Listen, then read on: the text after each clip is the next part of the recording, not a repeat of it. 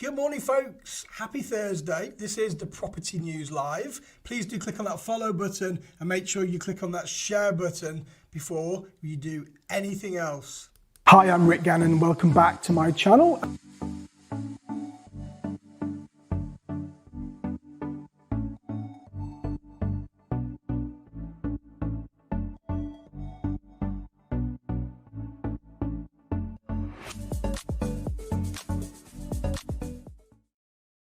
So folks, hi, how are you? I hope you're all really well. So there's a little banner on the bottom there, and on Clubhouse, if you're on Clubhouse, next Tuesday, I'm just going to make sure the date is correct, we are doing a live masterclass for 12 hours. 12 solid hours of property education where we have got some of the market leaders in every single strategy that you would ever be interested in property. I'm sorry if you're not on to Clubhouse yet. I'm sure you'll get there. If you do need an invite, let me know. I've got 2 invites available. So if you'd like to take part in the 12-hour masterclass, you can just dip in and out throughout the day. Starts at 10 a.m. and it finishes at 10 p.m.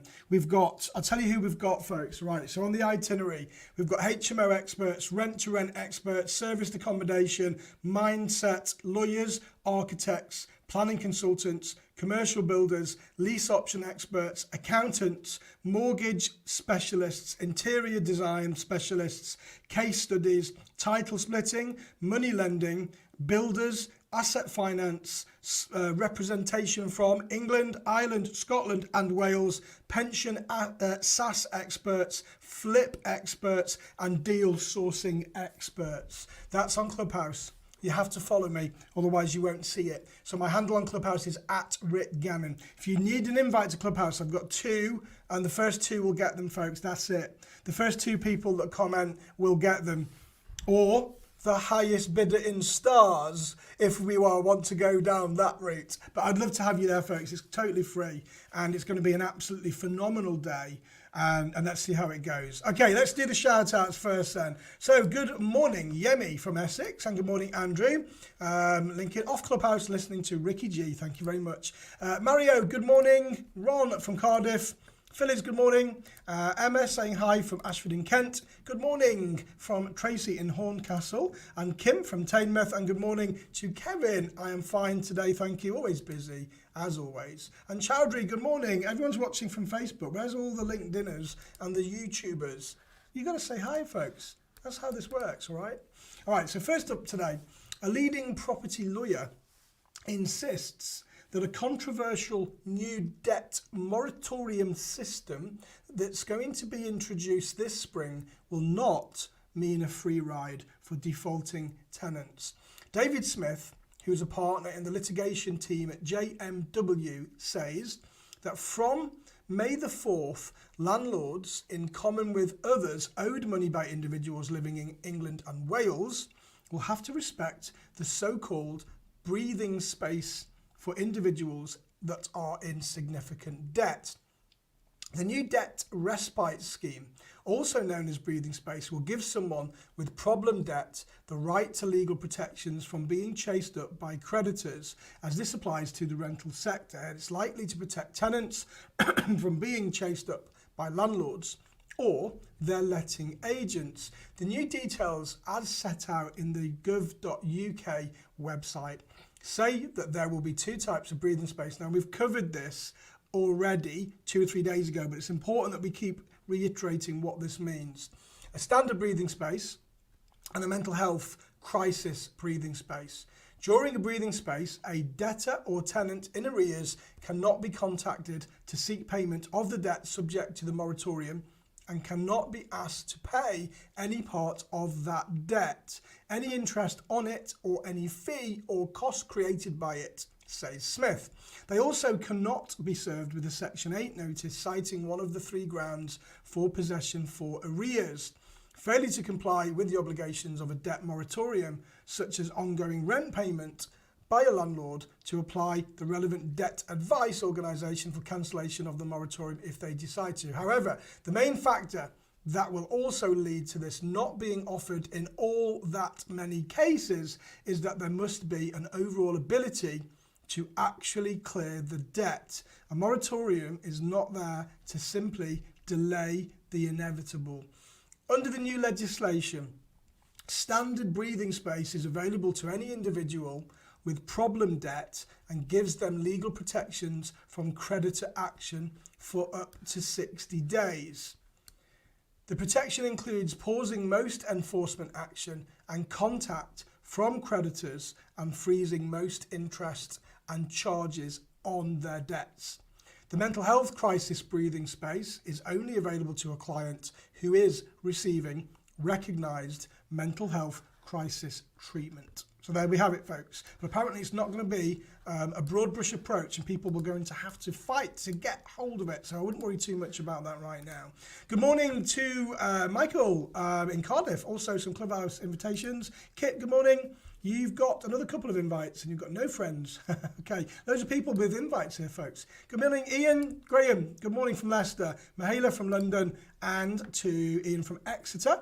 And good morning to Mark from the Isle of Wight, and Parik. Good morning. Doesn't say where you're from though. So folks, who's going to join me on Tuesday with the panel? We have got an amazing day set up for you. So no matter what your strategy is or your mindset, go to Clubhouse if you're on it. Click on my bio that's at the bottom. It's just at Rick Gannon. Make sure you follow me and then you'll be notified of the room. It's going to be a 12-hour session and I'm going to be hosting the room all the way through for all of the 12 hours, okay? Now you can come in and out, you can dip in and out, but it's going to be absolute massive value. No one's done this yet in property. There's a lot of groups out there that are going for 4 or 5 days. But this is specifically to help you in property. So if you're going to join me, let me know below, just so I can make sure that you're following the group when I set the group up. Haven't set the group up yet. I'm going to be doing it today. Next on the news, the Mortgage Works, which are the specialist buy-to-let arm of Nationwide Building Society, today launches new limited company mortgages targeting the growing number of incorporated buy-to-let landlords. The new products came with legal fees and a valuation included. The new rates at 75% loan to value, which are also available for remortgages, are a 2-year fixed rate at 3.34% with a £1,995 fee. A 2-year fixed rate at 3.9% with a £995 fee, and a 5-year fixed rate at 3.69% with a £1,995 fee, and a 5-year fixed rate at 3.84% with a £995 fee.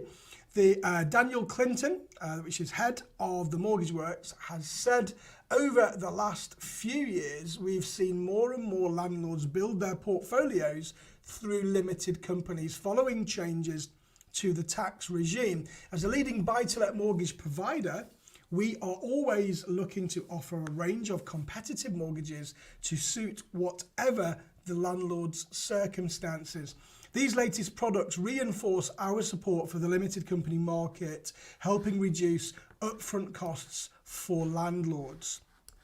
Next on today, where are the 10 best places to invest in property? Now, we do this a lot and it changes a lot, but this is the report that we've got right now. It's not that different than it was before, but in last place, we've got Glasgow, according to the report. Now, these sources have come from Zoopla, and this is a report compiled by 7 Capital. So number 10, Glasgow, with an average price of £194,545, with an average yield of 5.2%. Number 9 is Sheffield, with an average price of £209,000 and an average rental yield of 5%. Then we've got number 8, which is Bracknell, average price of £383,000, I'm rounding up by the way, with an average rental yield of 3.9%. Then number 7, we've got Edinburgh, average price of £333,000 and a yield of 4.19%. Number 6, we've got Leeds with an average price of £268,000 and a rental yield of 5.1. Number 5 is Newcastle with an average property purchase price of £198,000 and an average yield of 6.5%. Number 4 is Nottingham with an average price of £214,000 and a rental yield of 4.66%. Then we've got Liverpool with an average price of £186,000 and an average rental yield of 5.3%. Number 2 is Manchester with an average price of £242,000 and an average rental yield of 5.37%. And number 1, Birmingham with an average price of £202,000 and an average rental yield of 5.4%.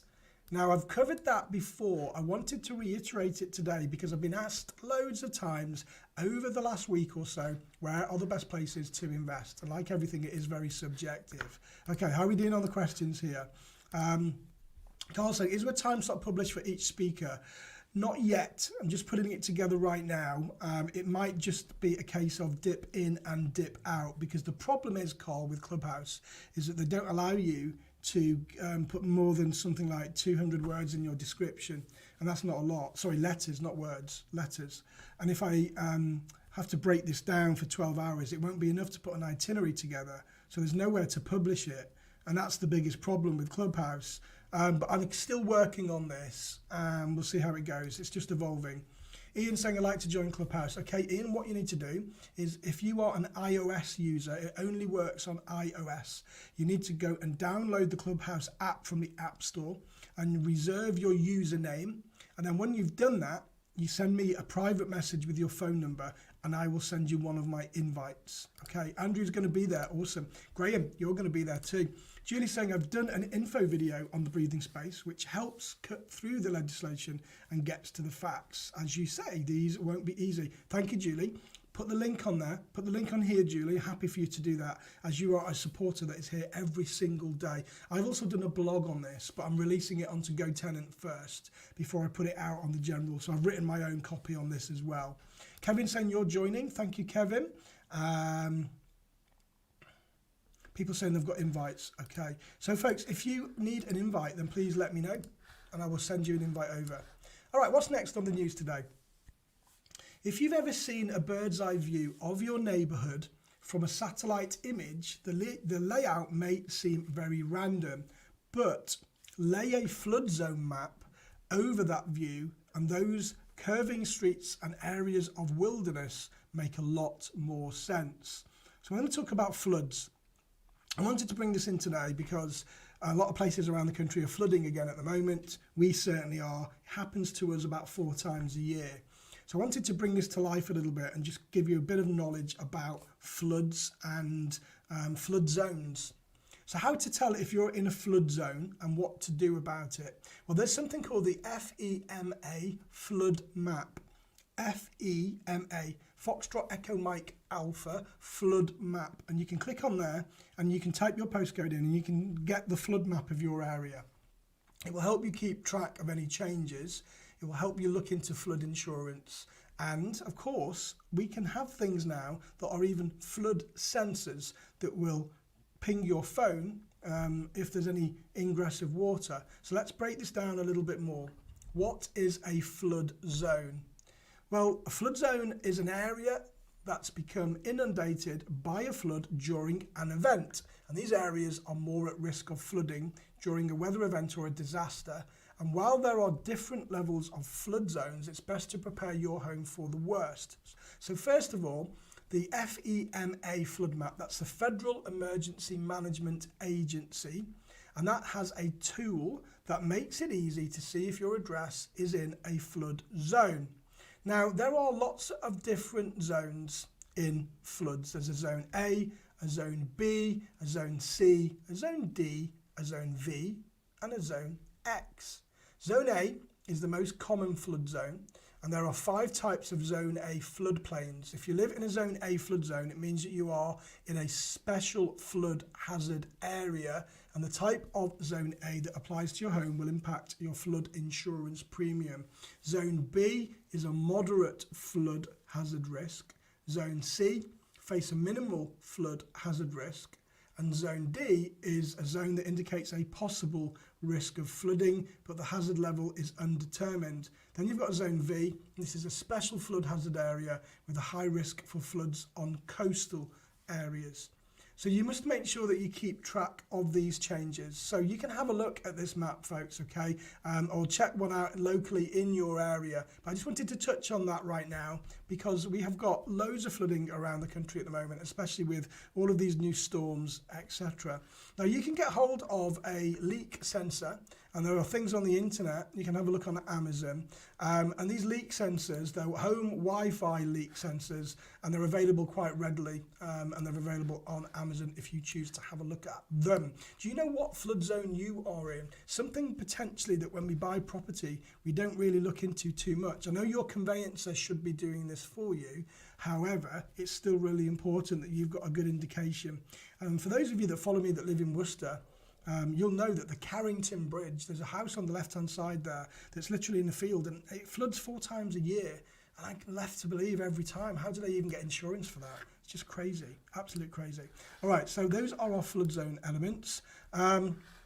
Emma's saying, I'm keen to be a support moderator next week as an essay and automation expert. Okay, Emma, thank you. I'll send you the link. Folks, so that's your little update today. We are already 20 minutes in. Where does the time go? Hope that was useful for you. Don't forget to get over to Clubhouse if you're on it. And if you are on it, then follow me on Clubhouse. I'm doing a 12-hour mastermind marathon session on Tuesday, and we're going to talk all things everything. So again, if you've only just joined us, this is the itinerary: HMOs, rent to rent, serviced accommodation, mindset. We've got lawyers, architects, planning consultants, commercial conversion experts, lease option experts, accountants, mortgage experts, interior design experts. We've got people coming in to do case studies that are just starting in their journey. We've got title splits. We've got money lending experts. We've got builders, asset finance companies. We've got people representing Scotland, England, Ireland and Wales. And we've got pension experts for SASs. We've got people that do flips, and we've got deal sourcing experts as well. So it's going to be, it's like, it'd be like going into a seminar with experts of their field at every level, and it's just going to be a Q&A. So it's a mastermind Q&A, so it's going to be absolutely phenomenal, folks. So I'd love to see you there. Now, if you find this news feed useful, please click on the share button. Don't forget to follow me here on Facebook, and of course, if you're watching on YouTube, and I'll see you back here tomorrow at 8:30 with all of the latest news. Okay, folks, don't forget, no matter what you do today, please do make sure that you have some fun. All right, take care. Hi, I'm Rick Gannon. Welcome back to my channel.